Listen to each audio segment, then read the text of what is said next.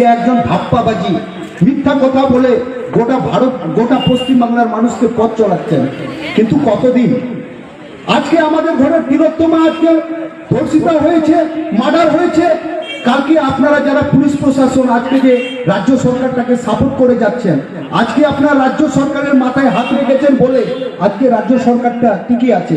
আপনারা মাথা থেকে হাতটা সরিয়ে নিন, দেখবেন রাজ্য সরকারটা পড়ে যাবে, পড়ে আপনারা দেখবেন যে আপনাদের কি অবস্থা হয়। এই তৃণমূলের দালালি করাটা ছেড়ে দিন, বাঁচবেন। কারণ আপনার ছেলে মেয়েরা আছে, আজকে দেখবেন পশ্চিমবাংলায় কাজ নেই, আজকে শিক্ষিত বেকার ছেলে মেয়েরা কাজ পাচ্ছে না। আজকে বছরের পর বছর ধরে কলকাতার ধর্মতলার বুকে গান্ধী মূর্তি পাদদেশে আন্দোলন করে চলেছে। হয়তো আপনি খেয়াল করে দেখুন, আপনারও ছেলে মেয়ে সেখানে কিন্তু আন্দোলন করছে। তাই বলছি পুলিশ প্রশাসনকে, আপনারা কিন্তু এই ধাপ্পাবাজি এবং ওই দালালি করাটা বন্ধ করুন। তাদের উপরে লাঠিচার্জ করে এই সিভিক ভলেন্টিয়াররা। তাহলে সিভিক ভলেন্টিয়ারদের এই পুলিশ প্রশাসনের কি কাজ হয়? যাতে ধর্ষকদের না হয়ে যারা অধিকার নিজেদের দাবি নিয়ে রাস্তায় নামছে তাদের পেটাতে। তাহলে এই পুলিশ মন্ত্রী এই পুলিশ আমাদের, এই সিভিক আমাদের চাই না। এই বাংলায় চাই আমাদের স্বচ্ছ সরকার, বাংলায় চাই আমাদের স্বচ্ছ পুলিশ প্রশাসন, যাতে দোষীরা শাস্তি পান। এই পুলিশ প্রশাসনকে ধিক্কার জানাই। আজকের আরজিকর নয়, আরজিকরের মতো ঘটনা আমাদের পাড়ায় পাড়ায়ও হয়।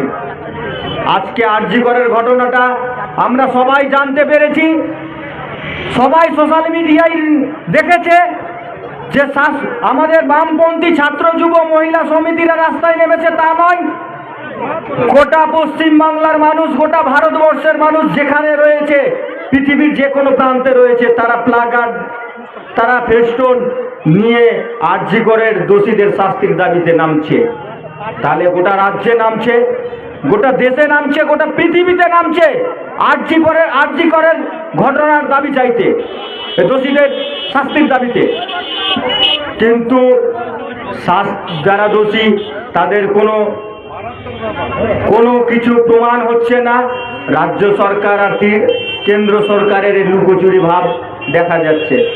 একদিকে তৃণমূল সংসদে গিয়ে চুকুট কিটকিট খেলছে, আপনারা দেখেছেন সোশ্যাল মিডিয়ায়, আর একদিকে বিজেপি বিধানসভায় গিয়ে কবাডি খেলা খেলছে, যে তৃণমূল আর বিজেপি খুব লড়াই করছে ধর্ষকদের শাস্তির দাবিতে। কিন্তু আসলে তো তারা ধর্ষকদের শাস্তি চায় না, ধর্ষকদের বাঁচাতে চায়। সেই জন্য যাতে আন্দোলনটা এখানেই থেমে যায়, সেই রকমই তারা আন্দোলনকে থামকে দেওয়ার জন্য বিজেপি আর তৃণমূলের আতাত চলছে। এই আতাত পশ্চিমবাংলার মানুষ বুঝে গেছে, রাস্তায় নেমেছে। রাত্রি 11টার পরে নামছে মানুষ, দিনে নামছে মানুষ, সবসময় রাস্তায় থাকছে।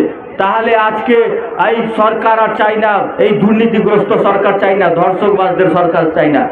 নয়, এই দেশের মাটিতেও স্লোগান হচ্ছিল কিছুক্ষণ আগে, হাতরাস থেকে আরজিকর।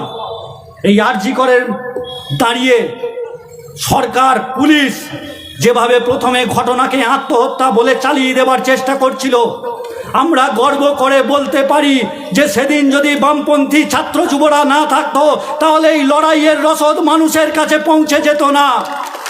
কিন্তু মানুষই এই লড়াইয়ের প্রেরণা, জনগণই এই লড়াইয়ের প্রেরণা। রাত্রির 12টা, 1টা, 2টো, ভোর হয়ে যাচ্ছে 3টে, মানুষ লড়াইয়ে আছেন, মাটিতে নামছেন, লড়ছেন।